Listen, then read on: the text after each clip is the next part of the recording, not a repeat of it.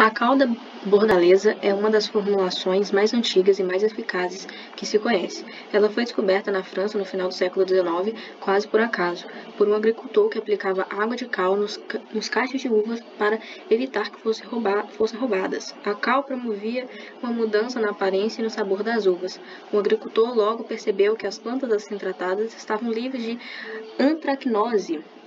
Estudando-se o caso, descobriu-se que o efeito estava associado ao fato de a água do cal ter sido preparada em tachos de cobre. Atualmente, para se preparar a cal da bordaleza, coloca-se o sulfato de cobre em um pano de algodão, que é mergulhado em um vasilhame plástico com água morna. Paralelamente, coloca-se cal em um balde e adiciona-se água aos poucos. Após 4 horas, adiciona-se aos poucos e mexendo sempre a solução de sulfato de cobre à água de cal. Ou seja, o texto não serviu para nada, né? É só para contextualizar o que ele vai pedir no enunciado. Na preparação da cal da bordaleza são usados 100 gramas de sulfato de cobre pentaidratado e 100 gramas de hidróxido de cálcio. Para uma reação estequiométrica entre os íons de cobre e hidroxila, há um excesso de aproximadamente, tá? Então ele quer saber qual a quantidade de mol em excesso dessa reação que ele deu aqui no enunciado. E ele dá aqui alguns dados, como as massas molares do sulfato de cobre pentaidratado e o hidróxido de cálcio, certo? Vamos fazer aqui primeiro a reação que ocorre na formação, a estequiometria que ele coloca já no enunciado, né? Ele fala que, no texto ele também deixa isso bem claro, que vamos reagir aqui, cobre, SO4, pentaidratado, né? Então vai ser 5H2O,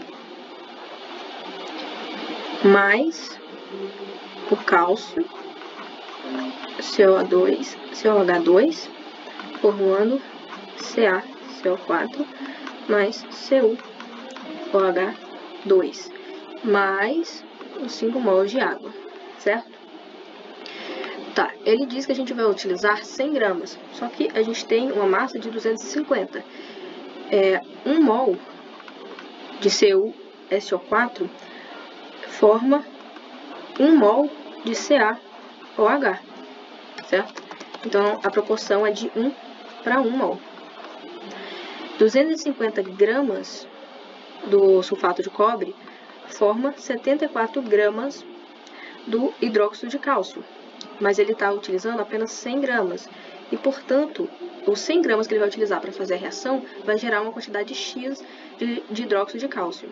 X vai resultar 29,6 gramas, mas perceba, ele vai utilizar 100, ele fala aqui, 100 gramas de hidróxido de cálcio. Então, 100 menos 29,6 gramas resulta em 70,4 gramas em excesso. Excesso, por quê? Porque para ele utilizar os 100 gramas de CuCO4, ele vai precisar de X. E a gente descobriu que X é 29,6. Porém, ele colocou 100. Ele precisava de 29,6, utilizou 100, então ele teve um excesso de 70,4. Certo? Para isso, a gente pode... ele deu também aqui a massa molar. Então, a gente pode descobrir quantos mols em excesso.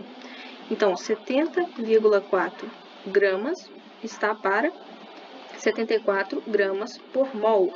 Então, a gente descobre que ele tem um excesso de 0,95 mols, certo? Por quê? Porque essa aqui é a quantidade de grama em excesso. E aí, se a gente dividindo pela massa molar, a gente descobre quantos mols estavam em excesso. Perfeito.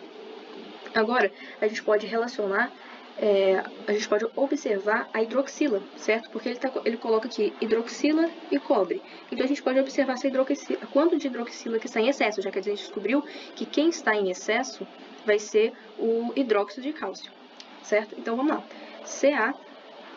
CaOH2 forma cálcio mais, aqui tá lá de fora, mais 2OH-. Então, é uma proporção de 1 para 2, certo? Então, 1 mol de cálcio, de hidróxido de cálcio forma 2 mols da hidroxila. Mas eu descobri aqui, com essa conta acima, que a quantidade de mols que está em excesso é 0,95. Portanto, eu terei em excesso 1,9 mols de OH2, de hidroxila. Então, isso está na alternativa A. Eu vou dar uma revisão geral agora para ficar entendido. Eu fiz primeiro aqui a reação e descobri que tem uma proporção de 1 para 1. Depois, analisando o texto e usando os dados, eu percebo que eu preciso de 250 gramas de sulfato de cobre para formar 74 gramas de hidróxido de cálcio. Porém, ele diz aqui no enunciado que ele vai utilizar 100 gramas. Então, para mim utilizar as 100 gramas de hidróxido de cobre, eu preciso de X quantidade de hidróxido de cálcio. Descobri, então, que a quantidade de hidróxido de cálcio que eu preciso é 29,6. Porém, ele fala no enunciado que eu não vou colocar 29,6, eu vou colocar 100 gramas. Então, eu estou utilizando mais do que eu preciso. E essa quantidade a mais que eu estou utilizando é 74,4 gramas. 70,4 gramas, que é o meu excesso.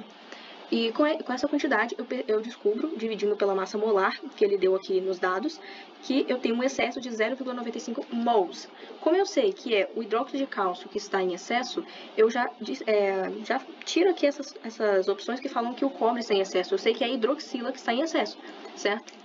E aí, aqui embaixo, eu vou descobrir quanto de hidroxila que está em excesso em mols, porque eu sei que 1 mol de hidróxido de cálcio forma 2 OH-, 2 hidroxilas.